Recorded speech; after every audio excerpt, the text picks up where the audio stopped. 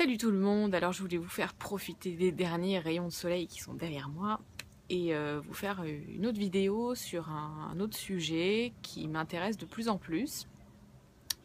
C'est un sujet sur les objectifs zéro déchet. Donc je suis tombée sur une émission qui est passée sur M6 Capital et c'est une émission qui date du 8 février. Et en fait, elle parle d'une jeune Française qui s'est expatriée à San Francisco. Une Française qui est d'Avignon, je crois. Et elle a comme objectif justement d'avoir zéro déchet. Voilà, de ne pas produire de déchets et d'éviter au maximum de consommer des choses qui ont des emballages. Et donc, toute sa vie tourne un peu autour de ça.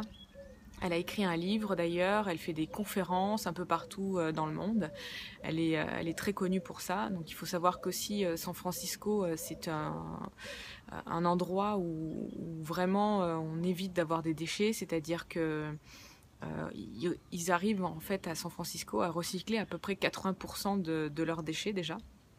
Et ensuite, ils ont un système qui est vraiment très bien fait de poubelles. Donc ils ont 3 poubelles, une poubelle bleue, une poubelle jaune je crois et une poubelle noire de mémoire. Donc ils ont une poubelle pour tout ce qui est compost, tout ce qui est organique et tout ce qui va se décomposer. Ensuite il y a une poubelle pour tout ce qui va être plastique, recyclable, etc. Et la poubelle noire c'est tout ce qui va être non recyclable. Donc plus la poubelle noire est remplie et plus ils vont payer un impôt qui est assez cher apparemment. Et donc Bea Johnson, qui est cette Française, elle n'a pas de poubelle noire et ce qu'elle arrive, on va dire, à générer comme déchets en un an, c'est l'équivalent d'un bocal en verre. Et elle a tous ces déchets en fait dans ce bocal en verre. Et c'est tous les déchets qu'elle va avoir dans une année. Donc c'est vraiment très très peu. Donc il y a dans cette émission qui est très bien faite, où on la suit en train de faire ses courses, et elle est au magasin bio par exemple, et elle va consommer tout ce qui n'a pas d'emballage, c'est-à-dire que elle va comparer les carottes qui vont être emballées, les carottes qui vont être avec un petit fil autour et les carottes qui vont être au détail. Donc elle va prendre les carottes au détail, elle aura toujours ses sacs et ses paniers avec elle. Et ensuite, elle se trimballe aussi avec ses bocaux en verre pour remplir, par exemple, les céréales, remplir le riz, remplir... et même, il y a une machine à faire le jus d'orange aussi, elle vient avec sa bouteille en verre. Et la machine fait le jus d'orange et donc en fait elle récupère juste la bouteille en verre, elle n'a pas de bouteille en plastique. Donc c'est toute une organisation pour vivre comme ça. C'est sûr que c'est vraiment... faut s'habituer. Donc elle fabrique aussi, je crois, ses cosmétiques maison. Elle fabrique les cosmétiques et après tous ces meubles, ce sont des meubles de récupération qu'elle a chez elle, et les vêtements aussi c'est du seconde main. Donc elle explique ce qu'elle a dans sa garde-robe, c'est-à-dire qu'elle a le strict nécessaire. Donc c'est plutôt une vie minimaliste. Pourtant c'est une personne qui a vraiment les moyens puisqu'elle gagne très très bien sa vie, mais justement elle s'est aperçue qu'une vie avec trop de choses matérielles et trop de produits de consommation encombrait vraiment l'esprit. Et donc elle réduit en fait tout ce qui est superflu pour vraiment se désencombrer et vivre du strict nécessaire. Donc quand elle ouvre ses placards, c'est vraiment très, très sympa. Et son fils aussi a ouvert son placard et bon, il n'y a vraiment pas grand chose dedans. Et dans sa maison aussi, elle a très très peu de choses. Elle vit vraiment avec le strict minimum. Et j'ai beaucoup aimé cette émission, donc je vais vous mettre le lien en dessous pour que vous puissiez la regarder. Donc c'est une émission de M6 Capital du 8 février. Et pour la regarder, donc c'était toute une émission. Le sujet est à 1h25. Donc comme vous cliquez sur 1h25 et vous allez voir directement le sujet sur San Francisco. Après, je vous invite aussi à vous rapprocher un petit peu de San Francisco pour voir leur façon de vivre et au niveau de l'écologie, parce que j'ai trouvé ça aussi très très intéressant. Vous pouvez faire des recherches sur internet sur San Francisco. Et moi personnellement aussi, plus les années passent et moins je m'encombre et moins j'achète de choses et plus j'essaye on va dire, de changer ma façon de consommer. C'est vrai que j'étais une très très grosse consommatrice avant, de plein de choses complètement inutiles, parce que j'ai beaucoup manqué aussi quand j'étais jeune, j'avais rien. Et j'ai beaucoup travaillé pour obtenir des choses. Et c'est vrai que ce qu'on fait en général, c'est que dès qu'on commence à avoir un petit peu d'argent, on a envie de s'acheter aussi des choses comme tout le monde, on a envie d'avoir ça, d'avoir le dernier habit machin, les dernières chaussures trucs, le dernier sac machin.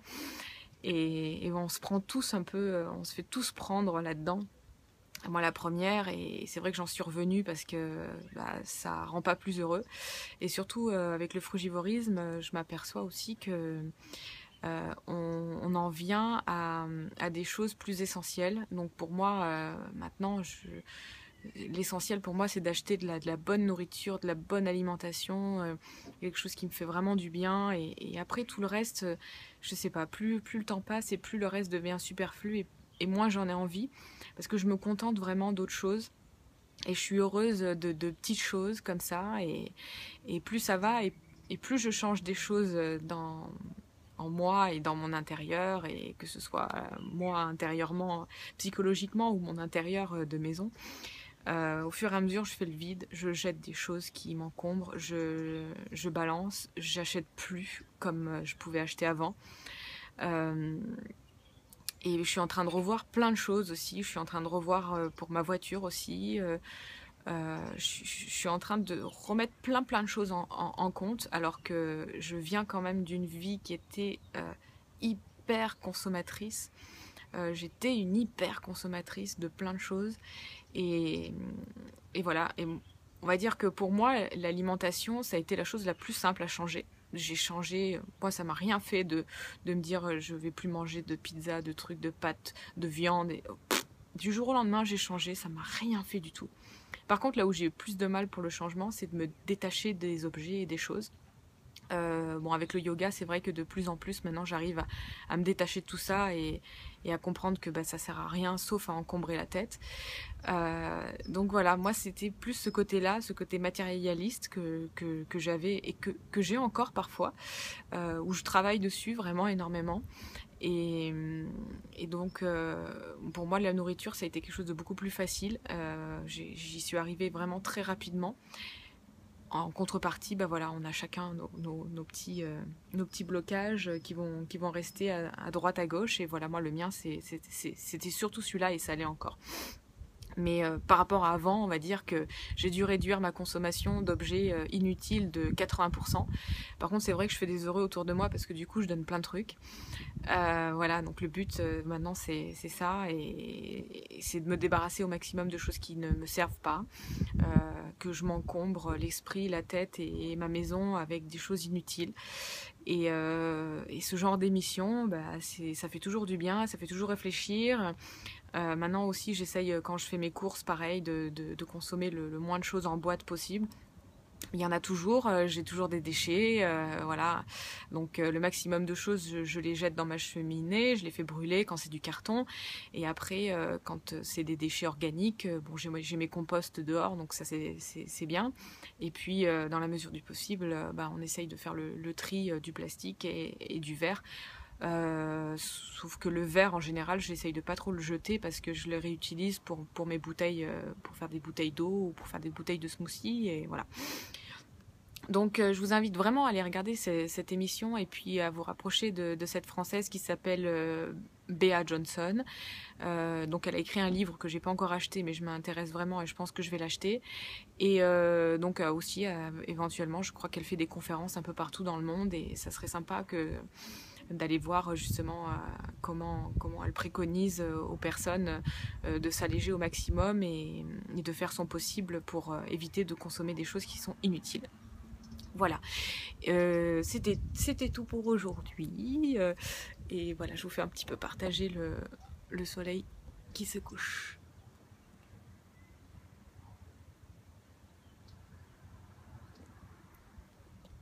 Allez, je vous dis à bientôt. Ciao, ciao.